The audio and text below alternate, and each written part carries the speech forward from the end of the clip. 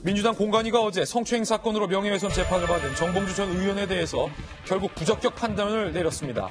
1심 재판에서 정 전 의원이 무죄 판결을 받은 바 있어 다각적 논의를 했지만 국민적 눈높이와 기대를 우선하는 공당의 책임을 다하기 위해 부적격 판정을 내렸다고 밝혔는데요.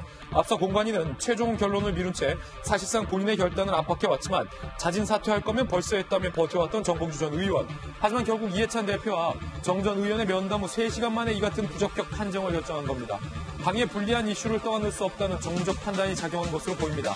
앞서 진중권 교수는 미투 사건 때 국민에게 말장난과 거짓말을 했던 인물임을 강조하며 그 거짓말을 위해 김어준, 주진우 등과 짜고 알리바이를 조작했다면서 이런 정봉주에게 공천을 주는 건 국민 테러라고 비판하기도 했는데 정 전 의원은 공관위의 부적격 판정 결정에 근거가 없다고 반박하며 오늘 기자회견을 열겠다고 밝혔습니다.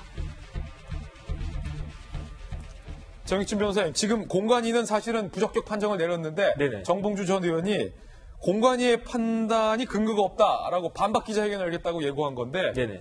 후보자가 공관위의 판단에 대해서 이렇게 숭하지 않는 것도 참 이례적인 것 같긴 합니다만 어떻게 보셨어요? 왜냐하면 정봉주 전 의원은 무기를 갖고 있어요. 예. 판결문, 무죄를 받았거든요. 1심에서. 그렇기 때문에 내가 무죄를 받았는데 왜 그걸 가지고 법원의 판결을 인정하지 않느냐. 이게 아마 정봉주 전 의원의 논리인 것 같고. 그렇군요. 여기에 대해서 이제 뭐 제 생각도 비슷한데 진중권 교수의 반박을 제가 인용을 갖다가 하면 첫 번째 그 판결은 1심 판결일 뿐이다.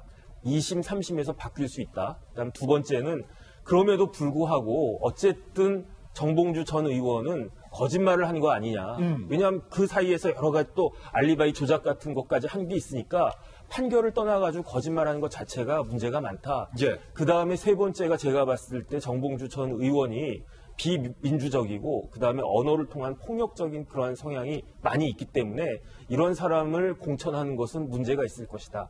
그 다음에 제가 민주당 입장에서 봤을 때는 지난번에 김의겸 대변인 때도 마찬가지였지만 전염성을 두려워하는 것 같아요. 전염성? 왜냐하면 이제 정봉주 전 의원이 나가면 될 수가 있고요. 김의겸 대변인이 나가면 됐겠죠. 하지만 그 선거, 그 지역구를 떠나가지고 전체적인 선거 프레임을 봤을 때 이게 자꾸 다른 쪽으로 전염이 되면 그러면 당 전체적으로는 문제가 되니까 아마 이런 결정을 내리지 않았나.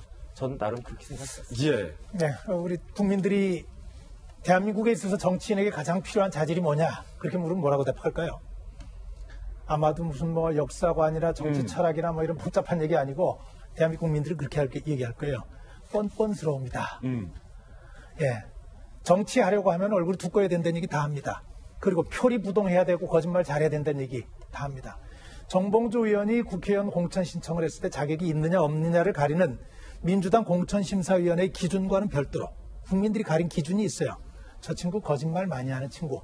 저 친구 본인을 좋다고 따라다녔던 사람들을 거짓말로 곤란하게 했던 친구. 정치판을 말로서 오염시켰던 친구. 그 얘기거든요. 저는 민주당이 여기까지 고민한 이유도 저는 이해를 잘 하지 못하겠어요. 진작 정리를 했어야죠.